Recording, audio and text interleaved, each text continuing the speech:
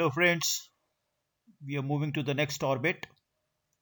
So far we had discussed the first order systems, primarily the ones which had a capacity to store, maybe it was to store mass or it was to store energy, and it had some resistance to the flow, again flow of mass or flow of energy. So those were all characterized as the first order systems, and there also we had seen that you had two types of first order systems. Just to recap, we had purely capacitive systems and the first order lag systems, and we found that the purely capacitive systems, they had the term 1 by s ultimately in the transfer function, if you recall, and that made the system unregulatory, because 1 by s means ultimately when you take the uh, Laplace inverse after giving the stimulus of 1 by s once again, because 1 by s is for the step change, it ultimately culminated into 1 by s square. I'm just trying to recall some things, and in Laplace inverse of 1 by s square means multiplied by t, means the response is going to go on and on and on and on in an unbounded manner, because it's going to change linearly with time. So unregulated problems. Here again, we have the second order systems, and as per the definition of the second order systems, any system which is ultimately defined by a second order differential equation. It's a linear time invariant equation. You all know what the meaning of linear time invariant means. A2, A1, A0, they are constants. They are not varying with time. And you don't have anything y raised to power half or y raised to power 2 or anything like dy by dt raised to power 2 by 3. Nothing of that sort. So you have a linear system, LTI as they call it, and you have a forcing function over there. So anything which is defined by this equation of this kind, you can say, then we say it is a second order system. And again, as we did in case of first order system, same thing we're going to do. So this time it's going to be easy. It's more or less a repetition. If a naught is not equal to 0. Now guess once again, why are we saying a naught is not equal to 0? Because I have an intention to divide the entire thing by a naught. So a2 upon a naught, a1 by a naught plus y is equal to b upon a naught. Yeah, divide everything by a naught. So in that case, it is important that a naught should not be equal to 0. I will also discuss what if a naught is equal to 0. What if a naught is equal to 0? In that case, let me see that case. In that case, what will happen is that if a naught is equal to 0, then this term will vanish. Then this term will vanish. And the moment this term vanishes, when I take Laplace, I will get s square over here and I will get s over here, right? It means that from this s and s square, I can always take s common. S will come out. And if this s comes out, ultimately this s will go down into this and become 1 upon s. And that 1 upon s will again boil down to the same term. It will become a pure capacitive system which will not be regulated, will continue to increase continuously. It's an unbounded system. So I suppose that I need not repeat the entire thing.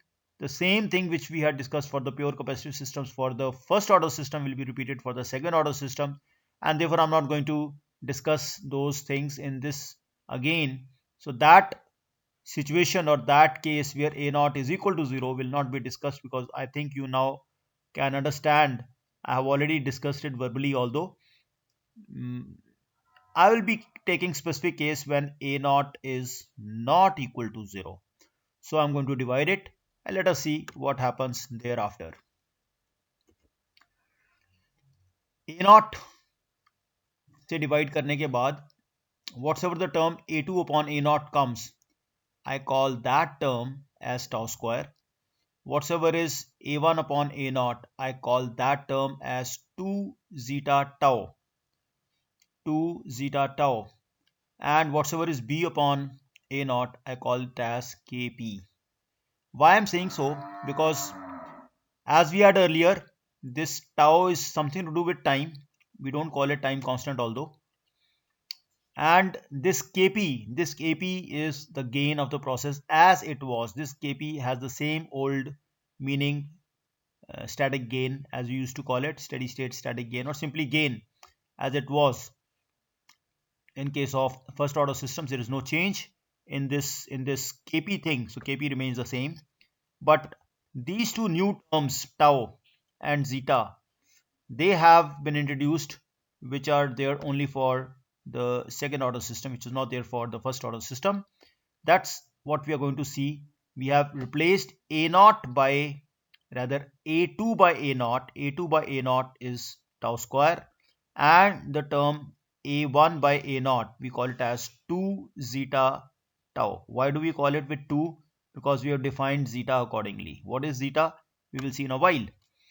So starting with, we say that we have replaced these terms, and here this tau, it is not called time constant, it is called rather natural period of oscillation of the system. It is called natural period of oscillation of the system. Why it is called natural period, we will see, because you have damped period and then you have natural period.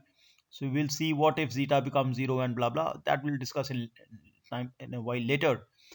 But right now you just remember that tau square is equal to a2 upon a naught. So what will be the value of tau? Of course, you can very well understand it has to be under root of a2 upon a naught. And accordingly, you put this value of tau in this equation over here. You put the value of tau and you will get the value of zeta.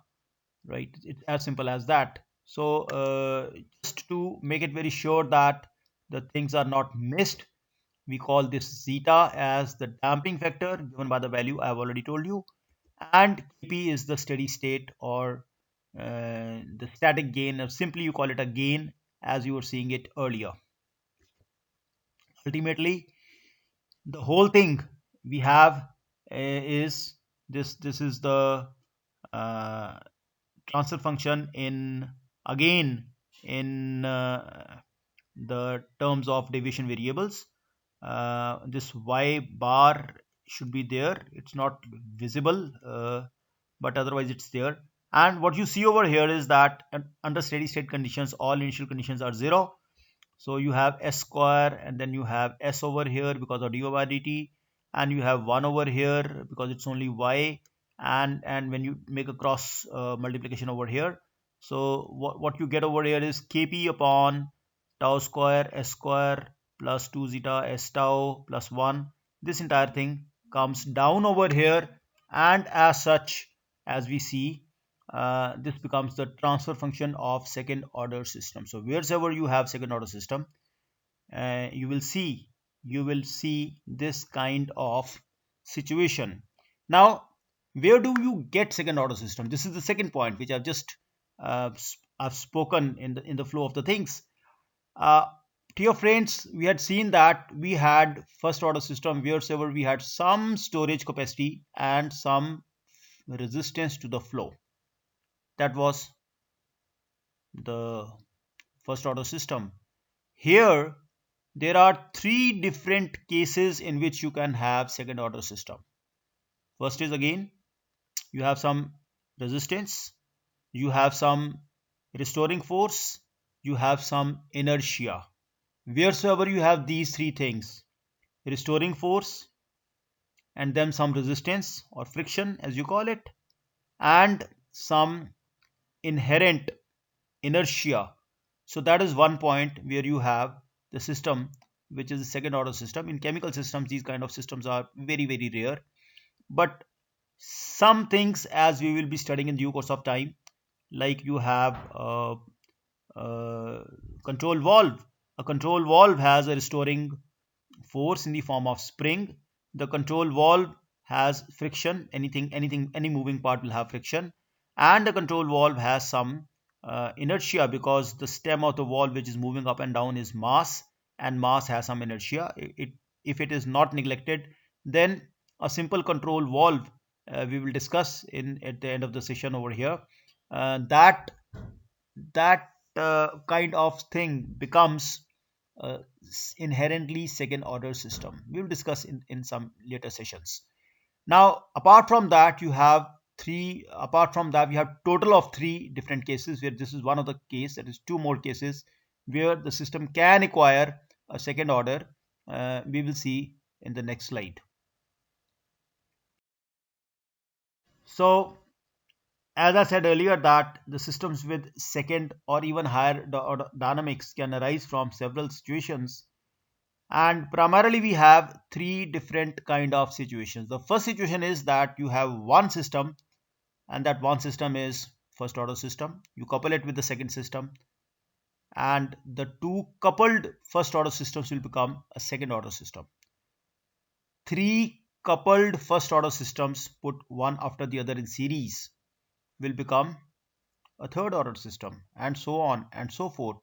So whenever you couple one first order system with second first order system, that is, you have the output of a tank is going to become the input of a second tank.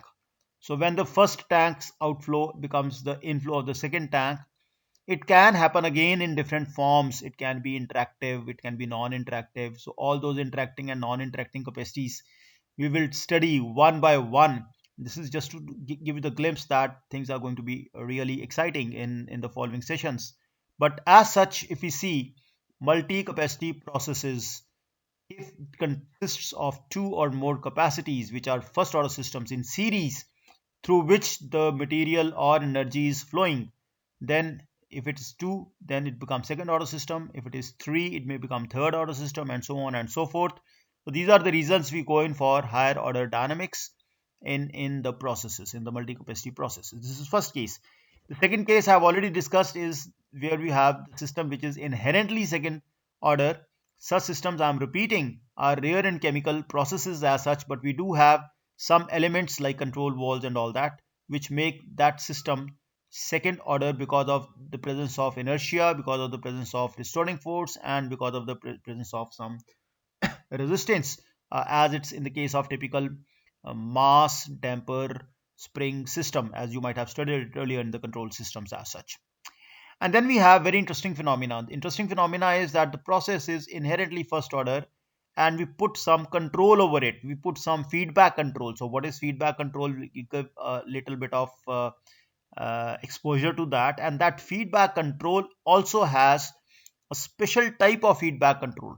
We will discuss all these things in detail later, but right now, to just give you that, you have basically three different types of configurations. We have it in the form of proportional controller, we call it P controller. You have in the form of proportional integral controller, what you call it as PI controller. And then you have proportional integral and derivative controller, what you call it as PID. So wherever you put I, wherever the term I comes, integral comes, you have PI control to start with, very simple, or PID control, that is proportional, integral, and derivative controller. So wherever you have this integral term, the order of the system becomes one step more. Means if it is a first order system, putting PI control will make it second order system. If the system is second order system, putting PI control over there will make it third order system, and so on and so forth. That's very interesting case. Once again, we shall be studying in detail in later sessions when we're going to go in for PI and all that stuff. But right now, you have to see that a processing system with its controller may exhibit second order or higher order, and especially I'm saying it's if you put on only a proportional controller, it's not going to increase the order of the system. It's not that every time you put a controller, every time the order will increase. Specifically, if it is in case of integral, like PI or PID, with the term I comes, so in all those cases, the order of the system becomes a step higher. That is, a first order system will become second order system, and accordingly its dynamics will change, and accordingly we will see its behavior will be of the higher order systems. So this was the idea I have given you, like in what all cases the system will behave as a second order system. And in the next session we are going to see how the second order systems behave, means what is the dynamics of second order system. So all those things will be discussed in the next session. I hope you now have a fairly good idea of what first order systems, second order systems are how first order systems in series become second order system, how the first order system with a controller containing I term becomes second order system and stuff like that. Still you have any queries, you can always feel free to contact me through WhatsApp or Zoom or telephone or whatsoever means you have face to face interaction. I hope you have enjoyed this session as well. I thank you for being with me and I wish you a very safe stay. Bye bye.